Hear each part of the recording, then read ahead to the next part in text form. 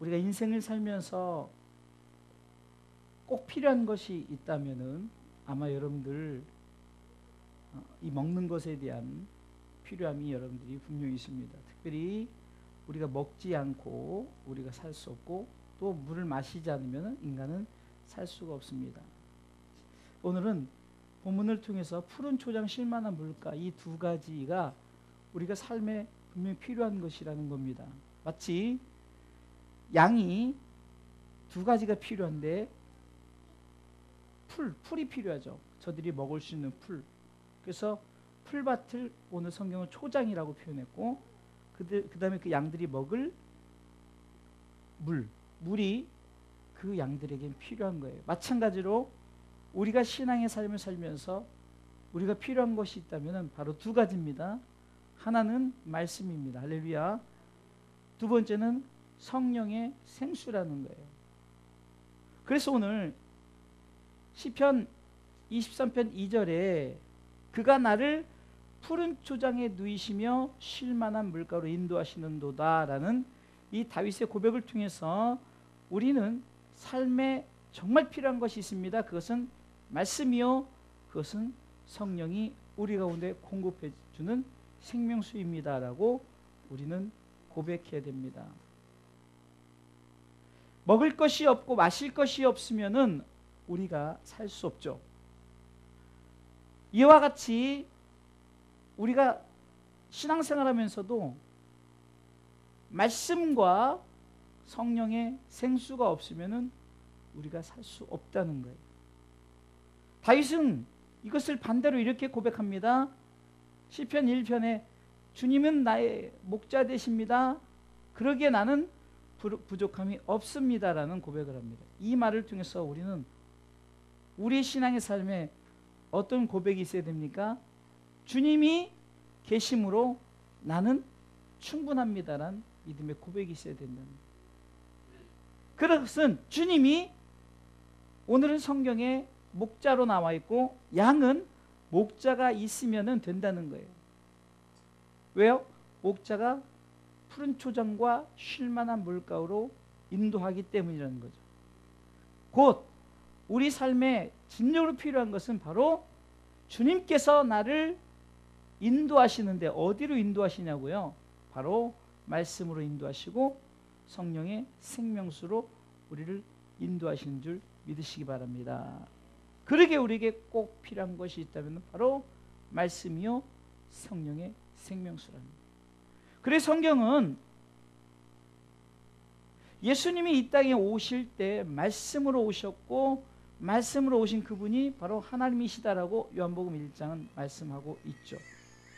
그러면서 요한복음 1장 14절에 말씀이 육신이 되어 우리 가운데 거하심에 독생자의 영광을 보니 뭐라고요? 은혜와 진리가 충만하더라. 아멘. 바로 그겁니다. 우리 가운데 필요한 것이 있다면 바로 하나님의 말씀을 통해서 주시는 진리요 성령의 생명수를 통해서 주는 은혜라는 거예요. 그러기 우리는 이 두 가지면 충분하다는 거예요.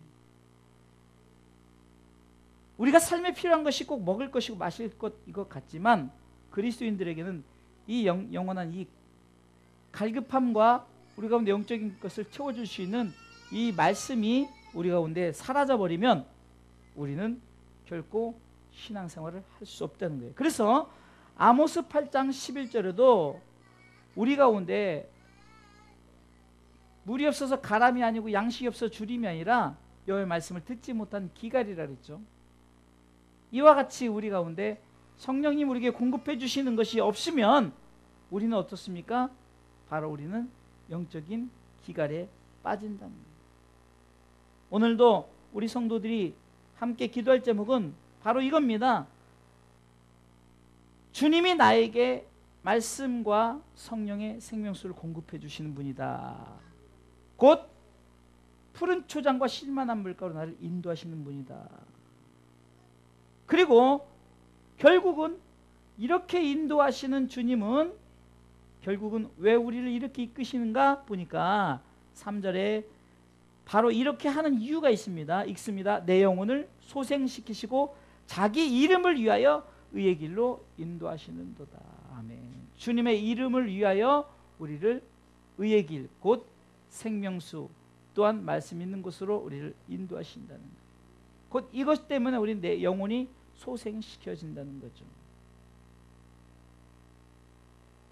그리고 시편 기자는 목자에게 있는